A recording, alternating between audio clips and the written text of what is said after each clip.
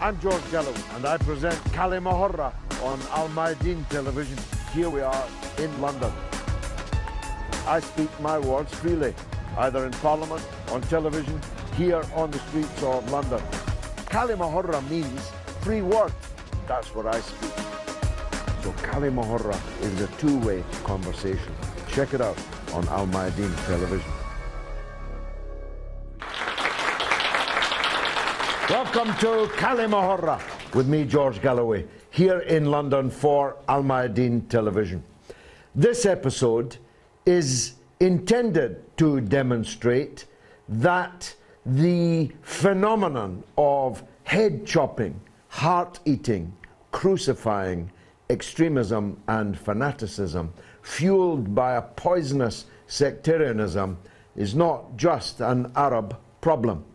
Neither is it just taking place in an Arab world that is still reverberating from the imperialist assault upon Iraq, the invasion and occupation of which gave such a huge impulse to extremism in the region, and it's not played out yet.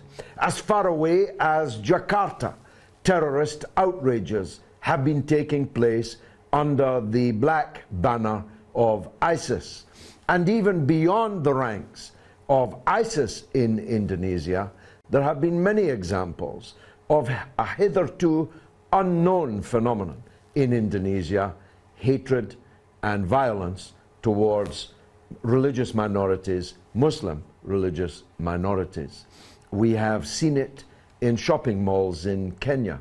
We see it in the north of Africa, where in Libya, several fanatic groups of extremists are contending for power. And of course, in Tunisia, we saw one of the most infamous terrorist atrocities in recent times affecting Western people, being shot down and murdered on their sun loungers and by the swimming pool in luxury hotels. But most of our discussion tonight is going to fasten on Nigeria, which should be not just a superpower in Africa, but indeed a world superpower with a huge population, a large swathe of educated middle-class people, enough wealth to satisfy the needs of every person in Nigeria, but strangely, that's not what has happened. And amongst that morass has seen the emergence of ISIS in the country. Boko Haram have become one of the most notorious outfits of this fanatic extremism. So we'll be, and by the way, it isn't just ISIS in Nigeria. Just like in Jakarta, in Indonesia, there have been attacks on the Shiite minority and other manifestations of fanatic extremism. So we're going to home in on Nigeria as a case study so that we can examine with this audience of distinguished experts and one or two gifted amateurs like me, we can home in on just exactly what's fueling the rise of fanatic extremism in Nigeria, and from that to try and see where all this is going next and how it's going to end.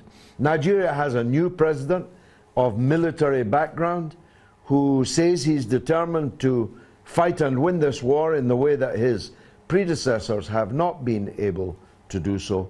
We'll be seeking answers on whether that is likely to succeed or not. As I say, we're here in London. We have an audience of people who know what they're talking about and who they're talking about. And I hope that it will provide light, if not heat. Sometimes we get heat and light on this show. Let's try for light tonight. Who's going to be first from the audience? Yes, sir. My name is Bujama Silimia. I am a media journalist. You know, I work for various media organizations, mainly African, here from London, and in Arabic and French. Basically, what I want to say about this topic, you know, in fact, Boko Haram is a jihadist organization. It is linked to many other organizations in the region, including ISIS, Al-Qaeda, and also some of the Romanian jihadist organization who left Algeria to settle in the region of the Sahel.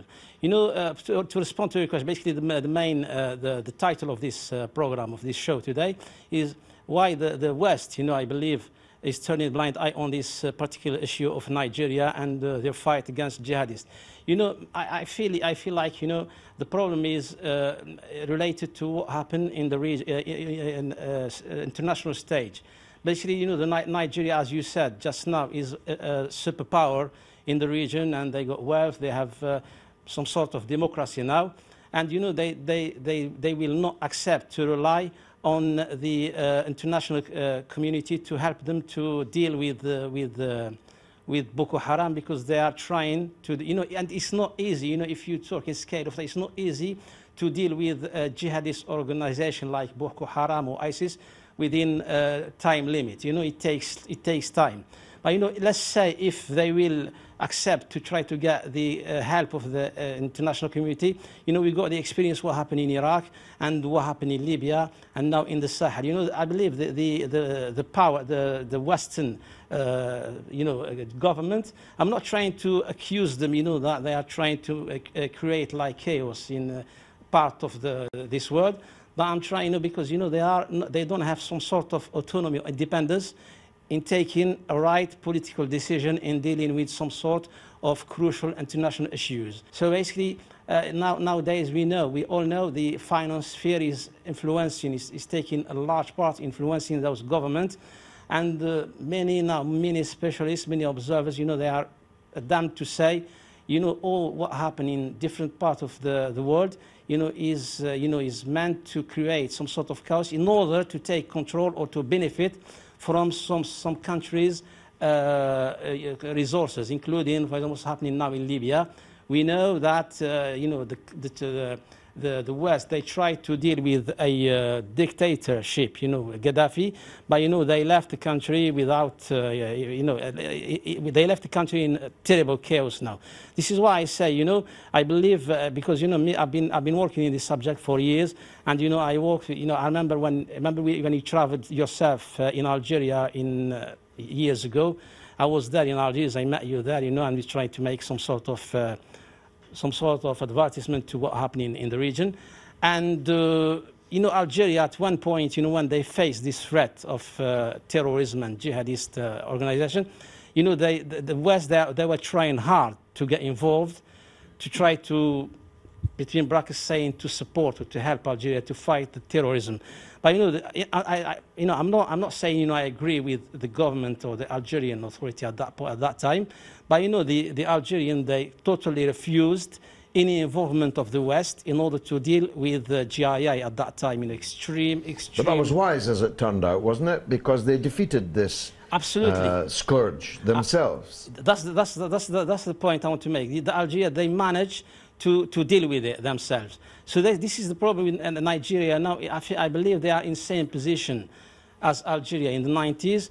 And, I think, the Nigerian authorities probably, they will not accept any involvement of the international community in order to deal with Boko Haram. Even now, we're witnessing atrocities and, thousands of people that are hurt, they are damaged, but, like children are malnourished because of in some region controlled by Boko Haram. It's it's a dramatic situation. But I believe the Nigerian, even the people in Nigeria, people who are really democratic people, they will not tolerate any involvement of the West, and I agree with that. Can you characterize Boko Haram, the extent to which they are merely a chip off the old block, as we say, a replica of ISIS in Africa? And to what extent are they a specifically Nigerian, specifically African phenomenon? Do they have local demands as opposed to the pan-Islamic agenda of ISIS? Would you kindly? My name is David Otto. I am a counterterrorism expert focused on Africa, especially Boko Haram, Al-Shabaab, and different regional terrorist organizations that operate in Africa. In terms of what we're talking about, I just want to take us a little bit back on the context. We have to remember that Boko Haram is an organization that actually began even before America invaded Iraq and Afghanistan. And I'm talking about before 9/11.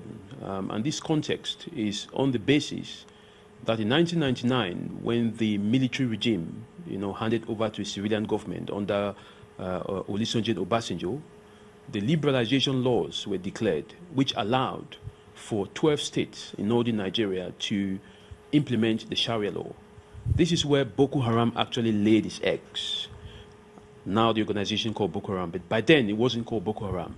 So in the context of that, what we can say is that, the jihadism which, is being experienced in Nigeria today, the jihadism that has been experienced in Syria, Iraq, Libya, Afghanistan, and in other areas, as you rightly mentioned in Jakarta, has been experienced in Nigeria since 1999-2000, when the liberalization laws occurred. But why am I making this point? I'm making this point because, everyone's beard is now on fire. Terrorism is now a holistic issue that, does not spare no country. It doesn't respect any boundaries. It doesn't respect any religion. It doesn't respect any creed, race, or sex. So the reason why, this is getting out of hand, looking at groups like Boko Haram, which has been entirely ignored by the West, thinking that this organization is just an organization that concerns Nigeria alone. Even the elders of Maiduguri, when this thing started, when Boko Haram started in some part of Maiduguri, thought it was just going to affect that part of Maiduguri. Now the organization spread to other parts of northern Nigeria. It has spread to other parts of the regional states, in Nigeria, in Niger, in Chad, Cameroon, which is all linked to what used to be former Kanem Bunu Empire. Now the region where Boko Haram is talking about, creating an Islamic caliphate, a caliphate that actually existed from the 9th century to the 18th century, before the British and the Europeans actually came into the area. This area was known as the Kanem Bulu Caliphate, which had part of Nigeria, part of Cameroon, Niger, Chad, Sudan, and the south of Libya. So there is a geographical and historical connotation to Boko Haram looking for a caliphate in this area, which actually existed before. Now, if you look at the context of how Boko Haram actually started from Nigeria, from northern Nigeria, it actually started with only 10 guns. But because the authorities, as the West is doing today, ignored Boko Haram at the time and thought, well, this is just a small organization that will not do anything, to disturb the stability of the nation, they ignored it. And in 2009, when 700 youths were killed, and a day after, Mohammed Yusuf, who used to be a philanthropist, not a terrorist, he used to be a philanthropist, who used to help young people who had been failed by the system of abandoning youth within the culture of Nigeria, not being able to do anything. He was the one providing for different entrepreneurial skills for these young people, something that the government was not doing. But the advantage, that the government took from using this as a political tool is what has actually degenerated or generated to what we have in Boko Haram today. Now, in 2009, 700 people were killed, but most of these people that were killed were innocent people. There was no accountability from the government to say this organization, we are sorry about what has happened. There was no investigation. Now, the killing of these 700 people is what has actually has led to the situation that we have today in northern Nigeria, which has spread to Cameroon, which has spread to Niger, Chad, and is now happening in Libya. Because mind you, as I said earlier on, Boko Haram is not just a Nigerian issue at the moment. Now the people from Cameroon are realizing that this is now in our territory, but the West is not still thinking about it, because you have thousands of youths. Because I go on ground, I spend a lot of time in northern Nigeria, in the affected area, in northern Cameroon. You have a lot of young people who have no better option. You have young kids, who have no parents, who just walk around in the streets. These kids, are taking advantage of the destabilization that has been caused in Libya, to cross within that area, and they are heading on these boats that we see every day. We talk about millions of people coming from the boats. These are all young people who have no better options. So when we are dealing with ISIL, and we're saying, like, for instance, in March 2005, Boko Haram pledged allegiance to ISIL, but before that, Boko Haram had already pledged allegiance to Al-Qaeda. Al-Qaeda before, so when you look at the context of which Boko Haram operates, Boko Haram changes strategy according to who is the good weather friend of the day. So Boko Haram now has members within the organization that have collaborate with Al-Qaeda. One of the main groups that collaborate with Al-Qaeda is called Ansaru. And the group Ansaru is run by a Cameroonian called Mamanu.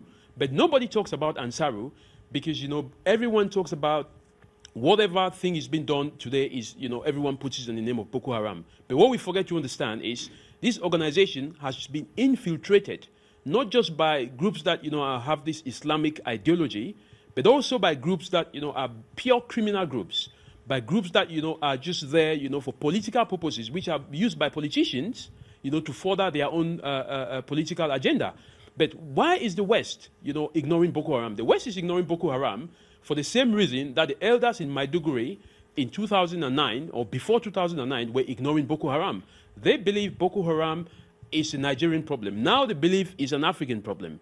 But before you know it, just last December, Boko Haram sent about 50 of its members, to link up with Al-Qaeda with ISIS in Libya in the city of Site. And so it tells you that there is a very, very strong collaborative tendency by Boko Haram, which has trained members in Somalia, as President Hassan San of Somalia said last week, that Boko Haram has trained with Al-Shabaab, Boko Haram has trained in Burkina Faso, Boko Haram has trained in Libya, is trained in Mali.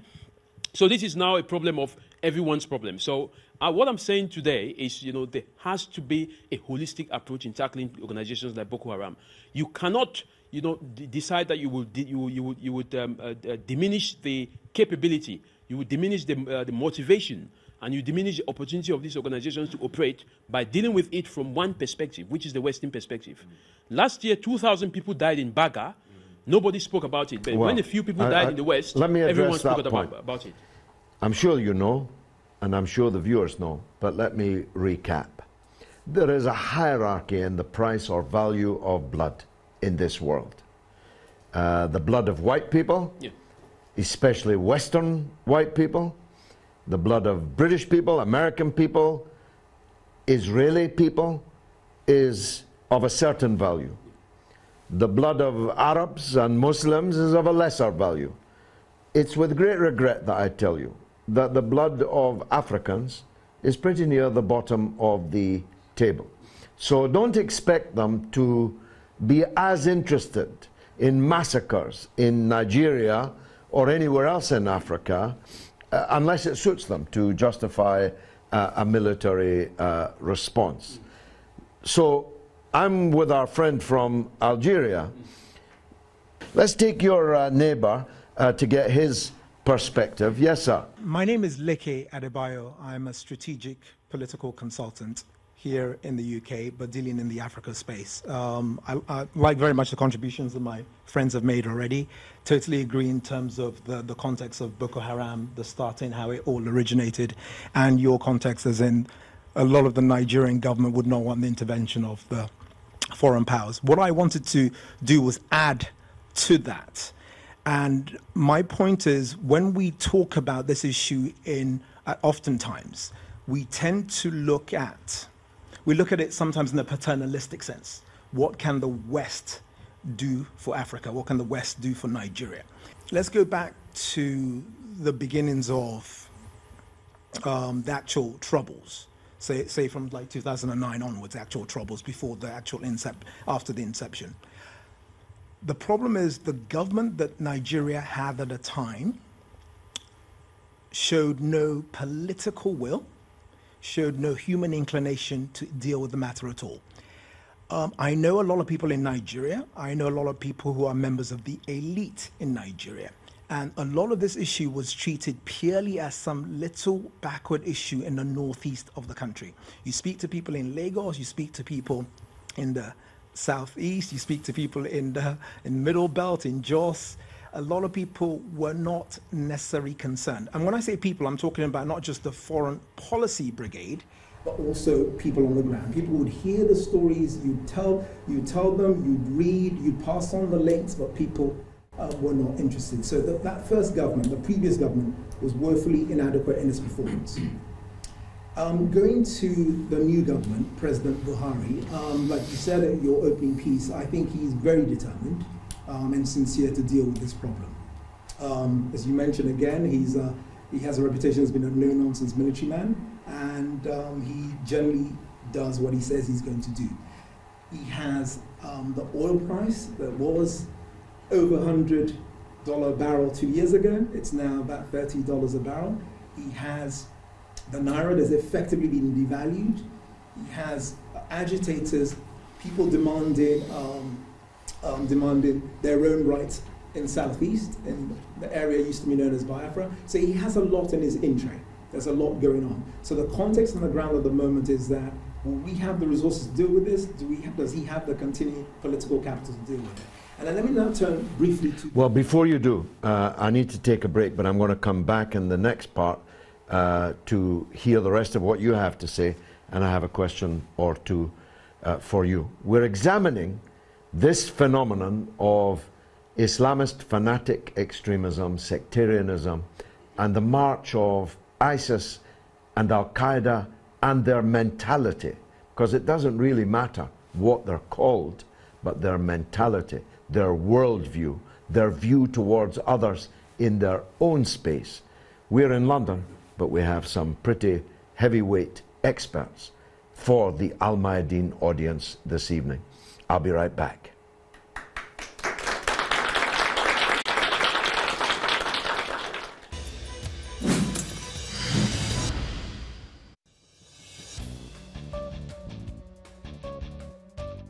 You're watching كلمة with me, George Galloway, here in London for Al Mayadeen Television. We're talking about Nigeria, Boko Haram. We're talking about Africa and beyond. We're talking about the apparently inexorable march, spread of the fanaticism that we know as ISIS and Al-Qaeda, but which has many names in many places. And before the break, we were talking about the specifically Nigerian characteristics of what's happening there. But we took the كلمة camera onto the streets of London to ask the public what they thought. Take a look at this.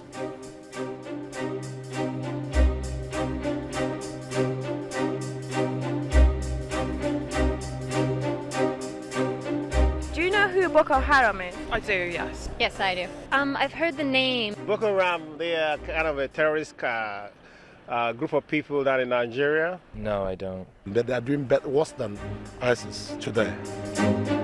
Do you think that they represent a threat to their country? Yeah, of course. By what I hear in the media, I think so. It seems that the way that they've been doing their attacks over the last 5 or 6 years has really increased. At the end of the day, they are harming innocent lives, and quite a lot of innocent lives have been lost because of them. I feel like the nature of world security is always a lot more complicated. They are a threat. Yes, they do. Yes, they do, because they want to expand. They want to be more stronger than any other terrorist organization today. Boko Haram has killed more people in Africa than ISIS has in the Middle East. Why is it that our government are not fighting them? Economic reasons. Shouldn't they be publicizing them more, you know? I think maybe there's a wider agenda at stake in terms of them reporting on, ISIS and the fact that they're a threat to, more people around the world, whereas, Boko Haram doesn't seem to be as much of a priority. They don't care. Their target being locals and not the international community.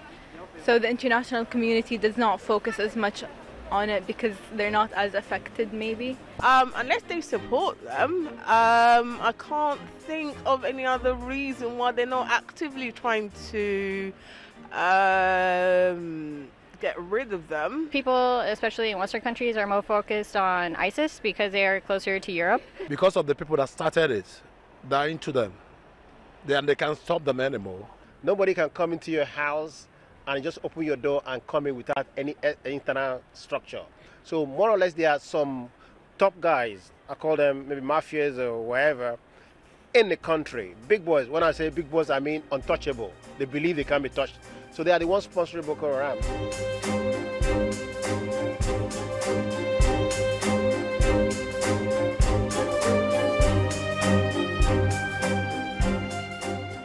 Well, I think probably quite a representative cross-section there of informed opinion. That was around university area.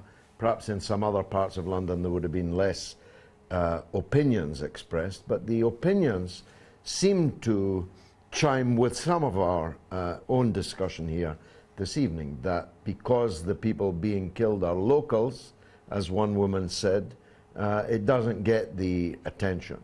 But before the break, you were fixating the audience and me with a masterful tour of the horizon. Continue it, please, but address that point I've just made, too. Yes, let me address that directly. I think with Western involvement or Western interest in Nigeria and the Boko Haram issue, it's a tricky subject. And what I mean by tricky is that, George, you know as well as I do, you'll remember Lord Palmerston's famous dictum: we have no permanent friends, we have no permanent enemies, just permanent interests. Indeed. I was at his statue this very day in Westminster, in the square at Westminster, yeah. That's interesting, that's interesting. And that is what is really at play here. 2 years ago, the whole world, for a brief moment, in April 2014, came together when the 200 schoolgirls were kidnapped. Bring back our girls. Absolutely. With Chibok, northeast Nigeria. The whole world came together. We had Michelle Obama tweeting, we had people from all over the world giving their contribution.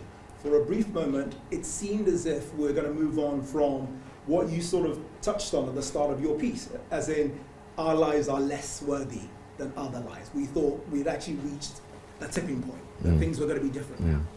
But a few weeks, a few months down the line, that goodwill had dissipated. It's now, a new cycle had moved on. It was now Paris 1, then it was Paris 2, Charlie Hebdo, then it was the Batalan. I'm not saying these things are not worthy of being mentioned, but it was just a great disappointment to us that the story moved on so quickly and other issues. And so completely. And so completely. Other issues had more prominence. So I think the point I'm really trying to get to is not so much a foreign policy issue here. It's just that this is the way sometimes the news cycles work. Media organizations are looking for the next big story.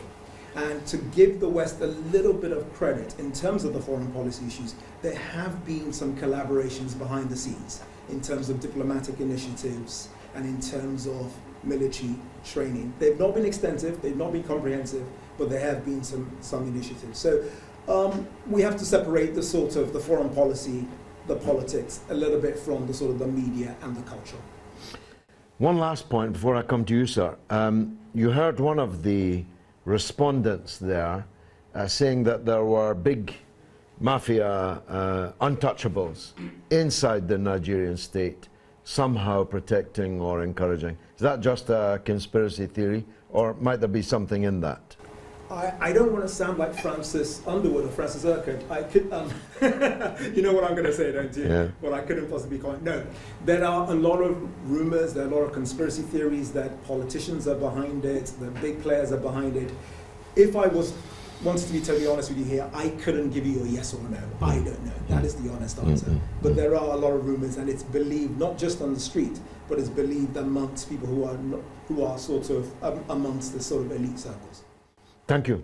Let's hear from the gentleman on the end there. Hello, my name is Raymond Demudia. I'm an activist, and I want to agree with every speaker so far, but I'm going to be looking at things from different perspective, because I know we've heard things, we've seen things ourselves, we've heard over the news, but I want to say that we need to go back to the basics, which some of you have mentioned about the caliphate in 1804 down to 1808, coming back to the 1914 forceful amalgamation of both the Southern Protectorate and the Northern Protectorate, which the British did for administrative conveniences, because from the beginning, they never really thought that Nigeria, that country, is worth it, because they individually fight for their personal interest, like we've been mentioning in Iraq, because we understand that the Russians and the Americans, they are both protecting their interest in Iraq, but it's not the case in Nigeria. But I understand again that the problem with Nigeria's situation right now, let me say probably when this thing started, the government in power then, there was so much corruption going on, because I believe that if this were to be during the present administration, it would have been a different ballgame entirely. If you look at it from this perspective, the Western, they tried to support Nigeria in one way or the other. But I wouldn't blame them if not much was done. Because even the $2 billion that was, stolen, I think we can call it. Exactly, because you can, even till now, the money has not been accounted for. And these people, this big power, like one of the audience said, they are hiding behind the political power. The immunity, is it Section 306 or something? Because if you look at this guy that has been accused of being the sponsor of Boko Haram, Ahmad Sharif, he was a former governor, which is untouchable during your tenure. Nobody can touch you. And this guy at the moment is coming out to be the chairman of PDP, which is an opposition party, which no one can really pick him up. Because if you pick him up, the world will rise and say, oh, they are picking him up because he's the chairman of the opposition party. So these people, we understand that their name has been mentioned, they've been fingered in this issue, but to an extent, they are untouchable. But I really want to say, these people are committing genocide. And that's where I fought the United Nations and the Western world. Because if giving money for a cause, and if you look at the Article 148 of United Nations, Article 2 of Section 148, it defined the word genocide. This money was allocated for this cause, and the money was shared. Just few individuals shared the money that was meant to fight Boko Haram. This army was sent to go and battle them without weapons and without right logistics. So how do we expect to tackle this?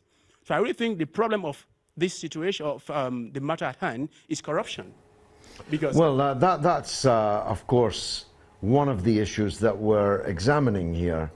And I tried to pose the question, is this a specifically Nigerian issue, or rather Nigeria and the other parts of the surrounding countries that were once a part for 900 years, I think you said, of a caliphate together before the colonial boundaries were drawn?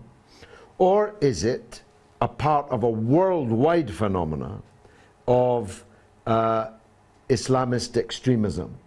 To what extent can this matter be resolved locally and regionally, and to what extent is it a part of what is becoming a big world problem? Who can help me with that? Let's take the gentleman on the end, please. I'll come back to you later. Hi, my name is Adebola Daniel. I'm a student as well. I just want to make a very brief point relating to what you have said as well. I think a lot of people overlook the ethnicity of the problem in Nigeria as well. It's not general feeling, but amongst a lot of people in Nigeria, especially the local people are more tribalistic than nationalists. There are three major tribes in Nigeria, the Hausa, the Igbo, and the Yorubas. People are more inclined to say, I'm a Yoruba or Igbo or Hausa man before I am a Nigerian. This is why there's always a kind of distance between people and the actual problems that are happening in the north. If you look at attacks in Paris or America, when there's an attack in one of these countries, the whole country unites as one, and it looks like, or it feels like the attack has hurt the country as well. But if you look at the way things are done in Nigeria, how people react in Nigeria, it looks like it's more of a northern problem because there are deep divides in the country among the ethnicities. I feel like this is a major problem that we as Nigerians, because I'm a Nigerian as well, don't actually look at.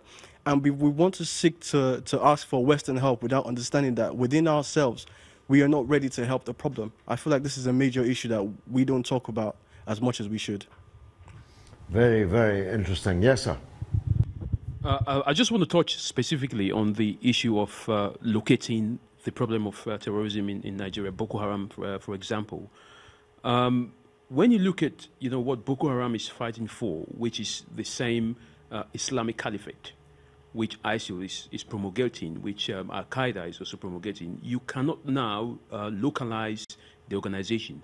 So the Salafist jihadist Sunni-driven Boko Haram is not a local problem because, when they look at the areas of Nigeria, which is part of Nigeria, the northern part of Nigeria, they consider that to be part of the Caliphate, and across Chad, across Niger, across Cameroon, and then down to Libya and Sudan. So when you look at that regional connotation, then you can see that Boko Haram is not a national problem. It's not a Nigerian problem. It is a regional problem. But when you look at the idea of a caliphate, then you now know it is a global problem. Because Boko Haram, is looking for the same thing that ISIS is looking for the same thing that Al-Qaeda is looking for the same thing that the Taliban is looking for. But, and in that sense, it gives us the right to say that, if you want to deal with Boko Haram in Nigeria, then you also have to be able to deal with ISIL. If you want to deal with Al-Qaeda, you have to be able to deal with the Taliban. So it is a global problem that requires a global solution. If you solve the problem from a Nigerian perspective, without solving the problem from an Iraqi or a Syrian or a Libyan perspective, this is never going to be solved because they are unified by religion. And we're not saying that Islam is a religion of violence, but what we're saying is they are using Islam. Some of these Muslims, radicalists are using Islam as a tool, to get people to commit certain atrocities, which religion does not actually promote that to happen. So, if you want to solve the problem of terrorism in the world, you cannot look at it just from the point of Nigeria or the point of ISIL, especially when they're talking about the caliphate. Yes, but we have to, deal with is a phrase that comes up a lot. It's come up a lot tonight. But what do people mean when they say deal with? You see, the crushing of ISIS and Al-Qaeda in Syria is a necessary but not sufficient condition to resolve this issue. It is necessary. I'm not resiling from that at all. We have to end it. We have to defeat it on the battlefield. But that's not sufficient because the conditions, material, spiritual, psychological, political, that gave rise to it will merely morph somewhere else, somehow else, into different names. So I'm struggling slightly, and we'll have to continue this in the next section. We'll deal with all that and more after this.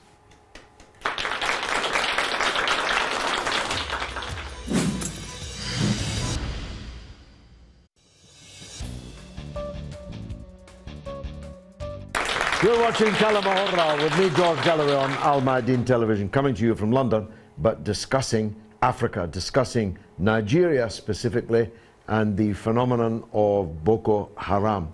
Trying to locate it, trying to define it, trying to identify what their demands might be, whether we could negotiate those demands, or whether this is an existential threat, not just to Nigeria, but to order in Africa as a whole, and therefore for all of us.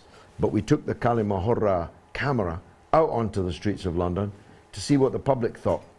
Take a look at this.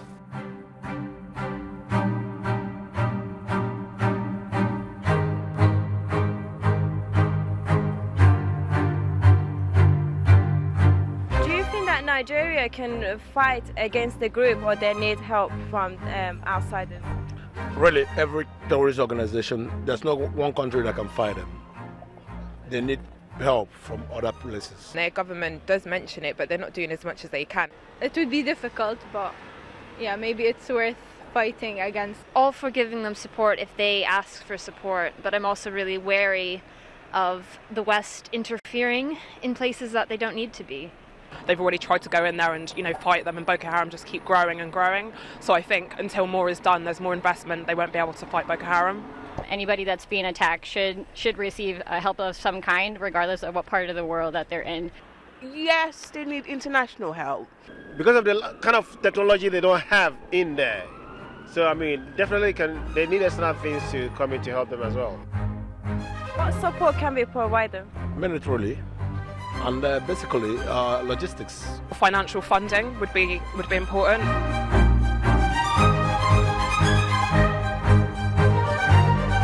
Who's responsible for creating such group? It's hard to say really, because Boko Haram seems to be very, very influenced by other groups such as ISIS. The large Western countries, in creating the kind of post-World War II society, international society, that allows things like this to happen and grow. those who join Boko Haram, I think they're the only ones that you can really blame. Is the government allowing it? That one I don't know, but there's a lot of stories going around which we cannot really know. When a government is in a place trying to rule a country and they believe other people are coming in to do the same thing, they don't want them to be there, they will use that as a yardstick to destabilize the government.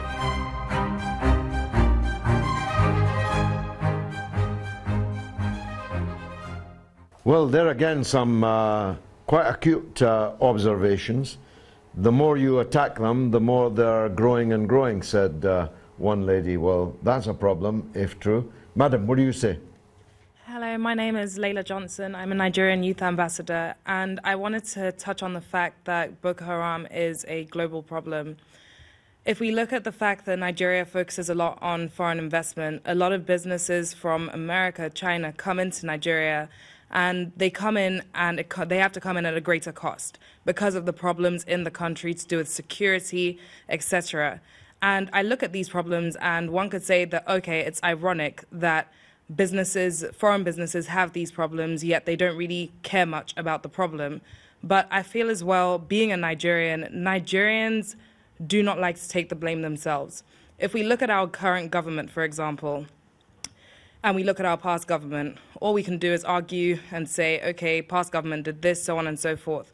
And I can say that, yes, things have improved under our current president, and that is a fact. For example, he gave a deadline to our military, and he said by November, Boko Haram needs to be out of this country. Unfortunately, that deadline wasn't met, but January was seen as the safest month in Nigeria ever since the problem began in 2009. And that shows something huge. That shows that, okay, change has come in, and something has happened.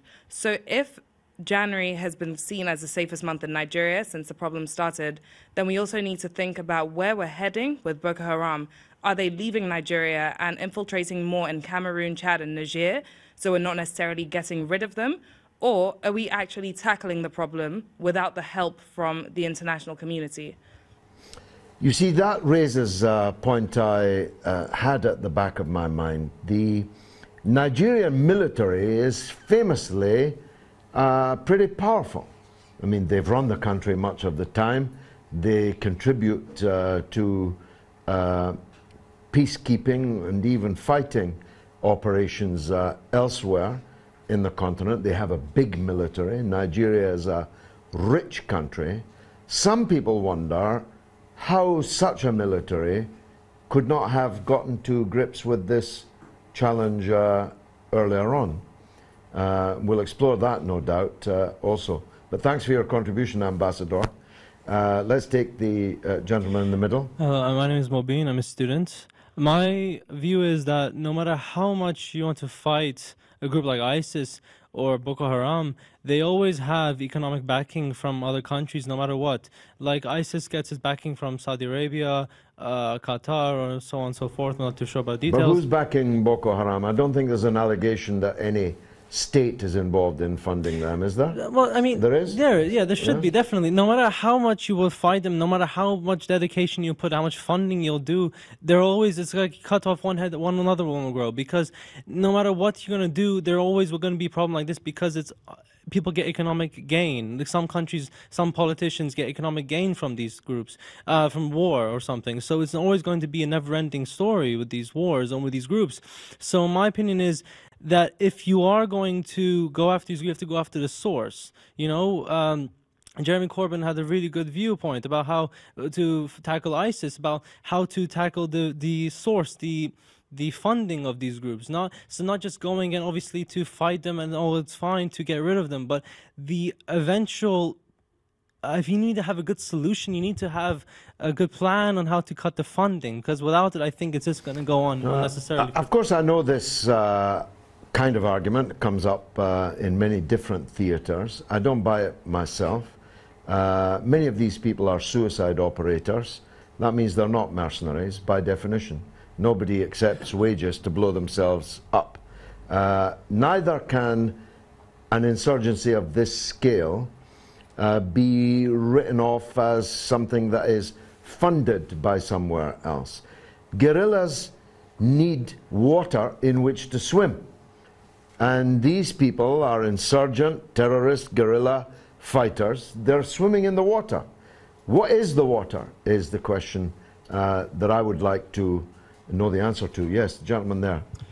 You're right. I'm Josh White. I'm the Africa editor of the World Weekly. And I've been following this for a couple of years now, and for many of the years as a blogger. I think a key part of that is that this is, well, the extent to which it's unique to Nigeria is to do with its history and the way it was colonised. And it's not a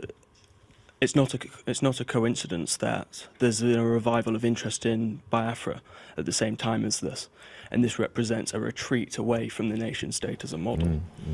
I'm feeling that. I get a lot of Twitter activity on Biafra, but given my position is I don't really like seeing countries break up, I resist that. Although, of course, I'm open to the discussion here that maybe Nigeria, as yet another colonial construct, is inherently unstable, unviable. But please go on. I think on that specific question, I think that the answer is, how do you reform? Well, it's how you rebuild the institutions, and you have to reform the economy, and you have to think about the political class and this egregious level of corruption that's gone on for so long. And you also need to deal with the fact that the security apparatus is particularly brutal and not trustworthy, I think. Well, brutal and ineffective hitherto, at least in the fight against Boko Haram. And that's a pretty toxic mixture. Let's take the gentleman at the back, please. Hello, everyone. My name is Shola.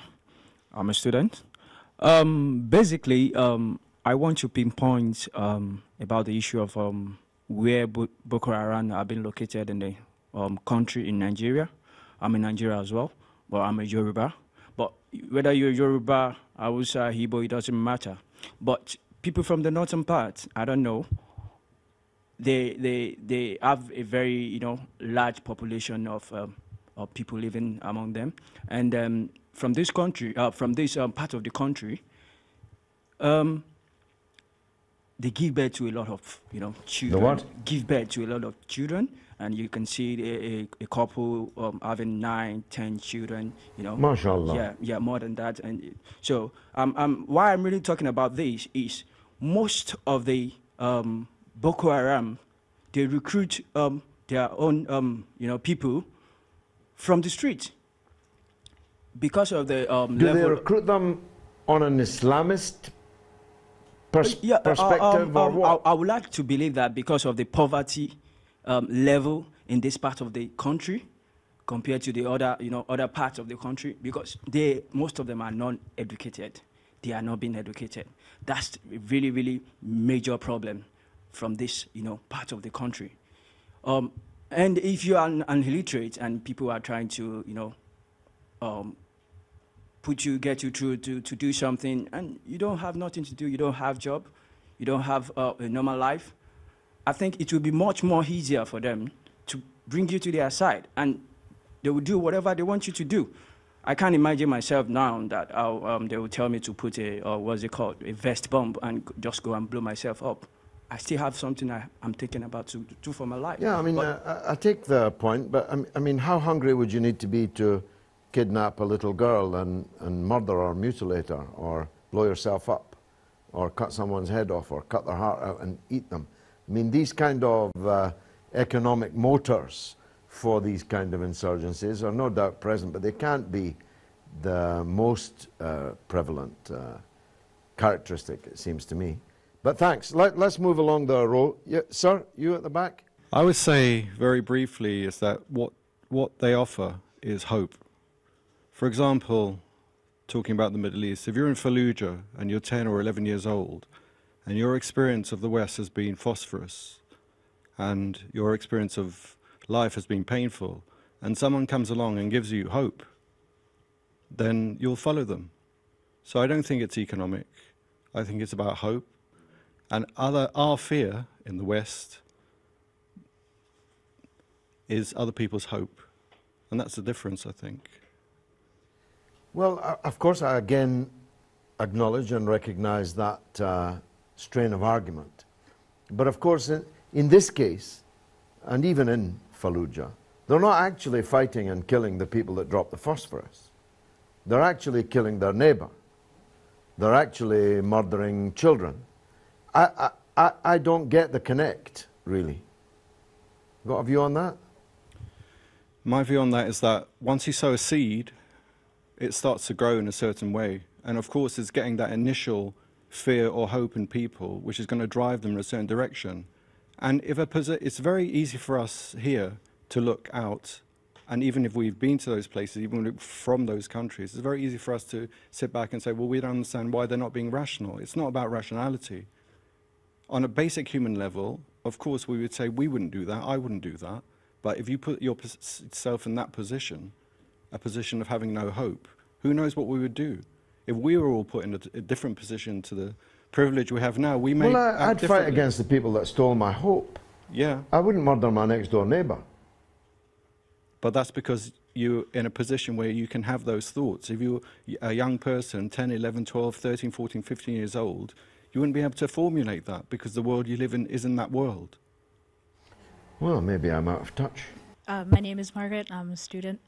My perspective on it is, I feel like, as he said, it's also a concern of hope. I feel like a lot of people that are joining these groups have witnessed a lot of horrendous things happen to them in their life, and they don't understand how they can take themselves out of that situation because they have never had the opportunity to get out of that situation.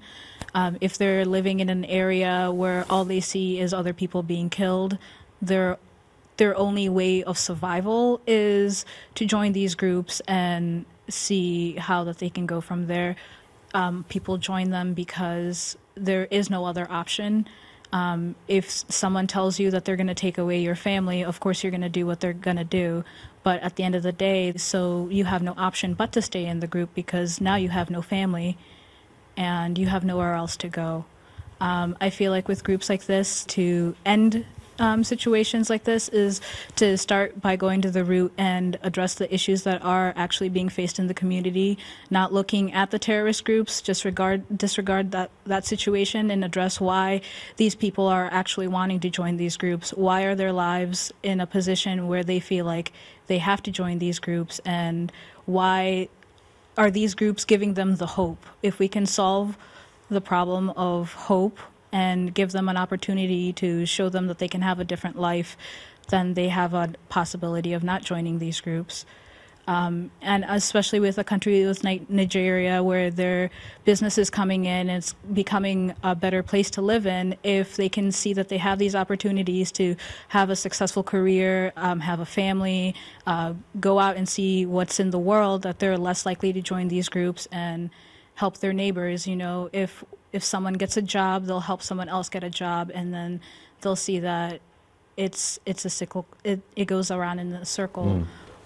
What someone so is this then a revolt of the disinherited, a revolt of the poor, with echoes of previous historical period when there was a caliphate, and it involved not just the northeastern part of Nigeria, but other countries too? Is it therefore not really much to do with Islam at all? In which case, is it rather different from the ISIL phenomenon? We'll explore it further after this.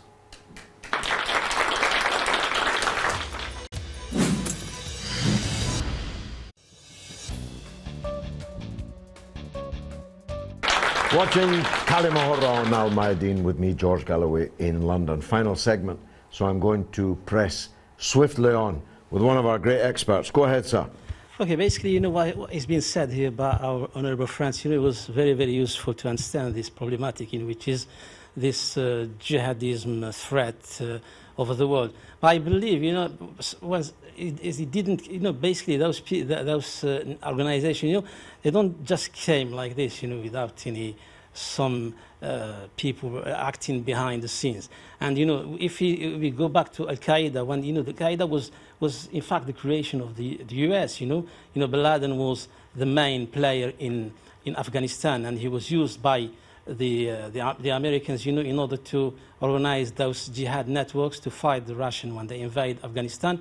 And from that point, I remember, because I've been working on this issue for years, and mainly in Algeria, because Algeria, the problem started when the jihadists who were recruited by Al-Qaeda, by Bin Laden and his network, he was backed by the US to go and join, to travel to Afghanistan in order to fight against the Russian occupation of Afghanistan. So from that point, when the occupation of Russian, it was sorted out, all those jihadis, they came back, and they started, organizing things, in their countries.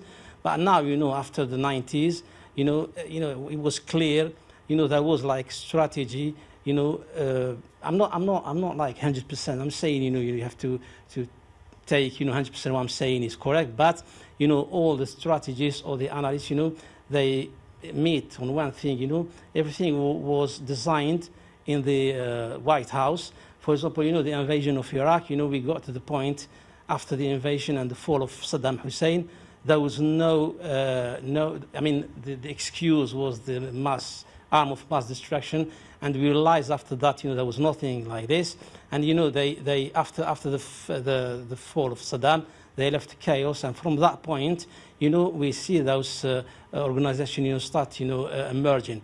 And, I believe now we are, clearly we are facing something called a global jihadist network, operating in different parts of this world, including in the Middle East, now in the North Africa, and also in Nigeria, which is part of the... But it is important to properly define our adversary, because, for example, the Taliban have no global ambitions.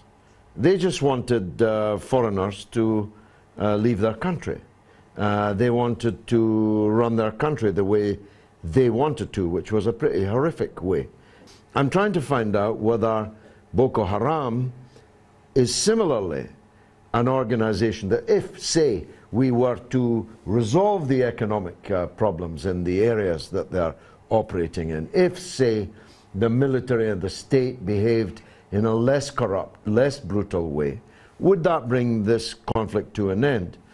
Are these people in another era, would they have been Maoist guerrillas, for example, like in some parts of India, in Nepal, and so on, arising out of the swamp of alienation and so on.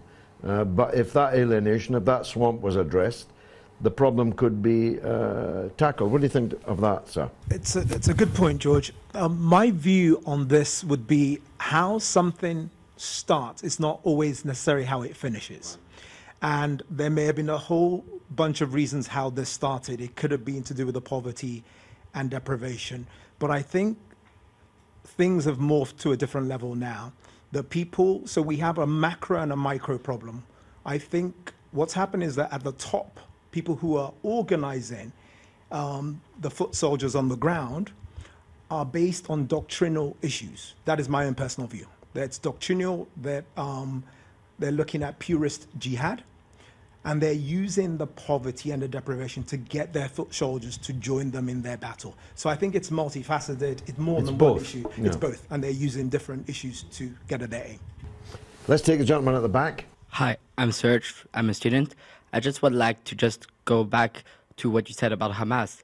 Hamas, you said that they just want a state, but that's not what they said. A group leader from Hamas said that they won't, he's glad that all the Jews gathered in Israel to kill them all.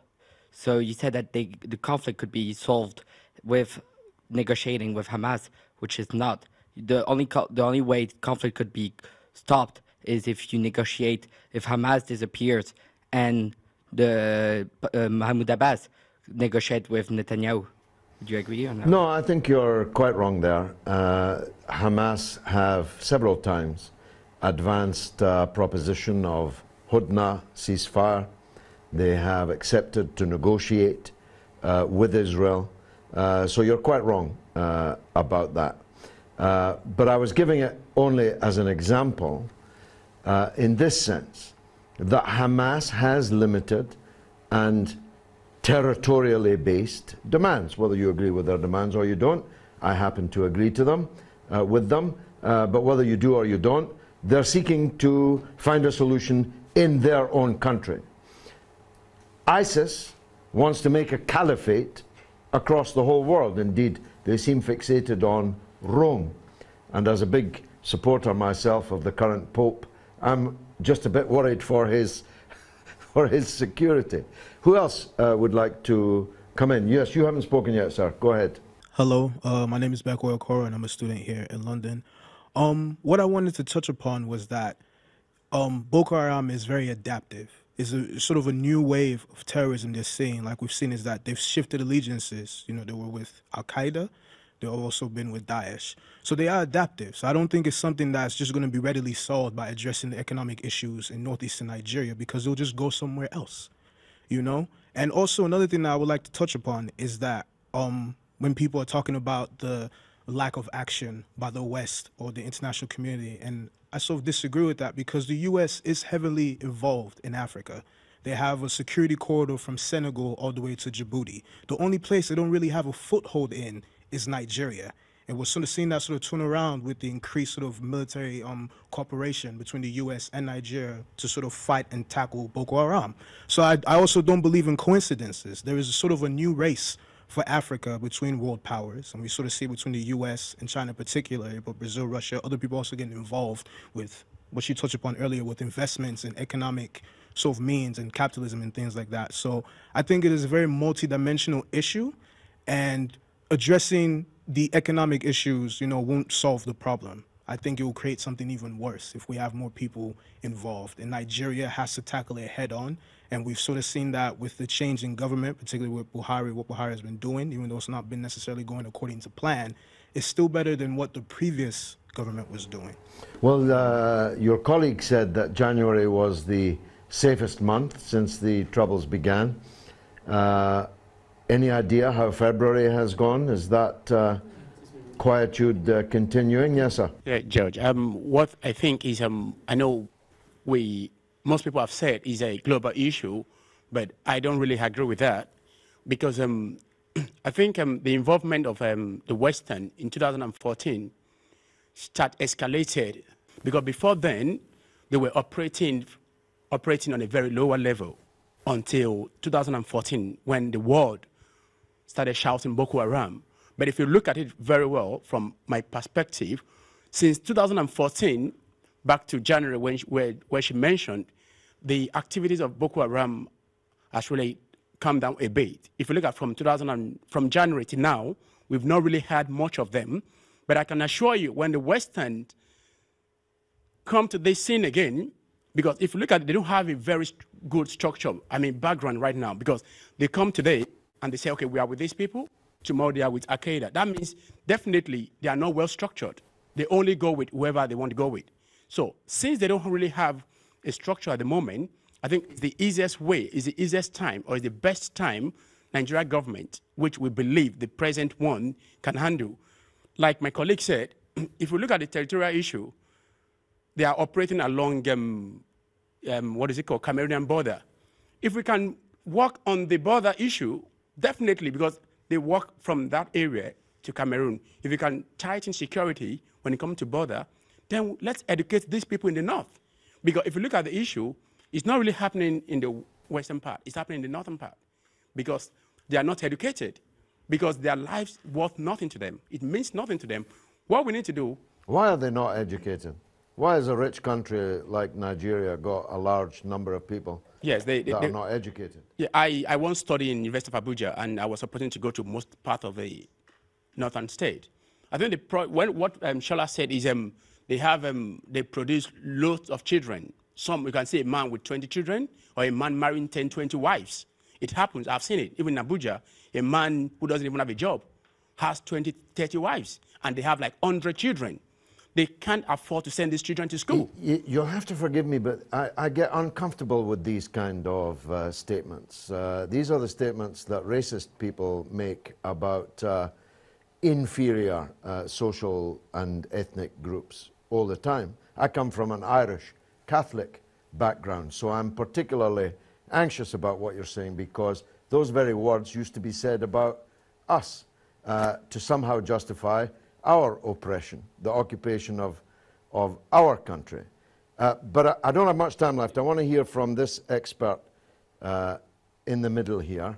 This might have to be the last. I just want to be very quick, with this. One thing I just want to make clear is that, from January 2016, Boko Haram has not been technically defeated, as the president actually said. What has happened is the organization has changed its strategy from using suicide bombers instead of attacking the military face-on. But 2 days after the deadline, Boko Haram actually attacked, Maiduguri and confronted the soldiers. So the point that Boko Haram has been technically defeated, is false, because right now, there is a tussle between the governor and a senator who said 27 out of the 30 local government areas in northern Borno State, are still being occupied by Boko Haram members. So all the people who are affected by Boko Haram, whom I've met in Maiduguri, are still in their IDP camps. They've not been able to return to their homes. So you cannot say you've defeated a terrorist organization when the people are still living in IDP camps. Now, in terms of looking at the context of Boko Haram is an organization that has a specific context to it. You cannot, for instance, if you look at the reason why Boko Haram actually started is to do with the politics, the betrayal of politicians in northern Nigeria. So, you cannot then, look at it from the point of it from a general point of view. So if you want to solve the problem of Boko Haram, you have to go back to the drawing board. You have to say eliminate the mosquitoes before you can actually cure malaria. So this is the main problem. They are protecting the mosquitoes and then want malaria to be cured in northern Nigeria. So in terms of the solution, what is the solution for Boko Haram today? Because all this conversation we are having, the most important thing is how do we solve this problem? Military strategy has not worked since it began. So we must do something besides military strategy. And what can we do besides military strategy is either to have a mediation or a dialogue strategy. But now it has been left too late that Boko Haram in March 2015 has affiliated itself with ISIL. If you want to talk to Boko Haram now, it means you have to talk to Abubakar al-Baghdadi. But different organizations, different groups within the sect, are ready to discuss, but they do not trust the Nigerian government. If the Nigerian government can show trust to some of these groups, we would have to solve this problem. But if they remain, because some individuals want these things to continue, we will still continue to see innocent people losing their lives. Well, I don't know about you, but I learned quite a bit this evening. I found this most fruitful debate. My only closing remark would be this: that military action and the military defeat of terrorist formations is a necessary but not sufficient condition to move forward. It is necessary because we cannot have armies of non-state armed actors carrying out terrorist atrocities. But if you killed every last one of those terrorists and didn't do anything else to change the conditions that produced that terrorist army in the first place, well, you're asking for it to come back with another name, perhaps in another place and in another time, but not a time all that far distant. Thanks to my audience of experts and the gifted amateurs. Thanks to you for watching كلمة on Al Mayadeen Television with me, George Galloway.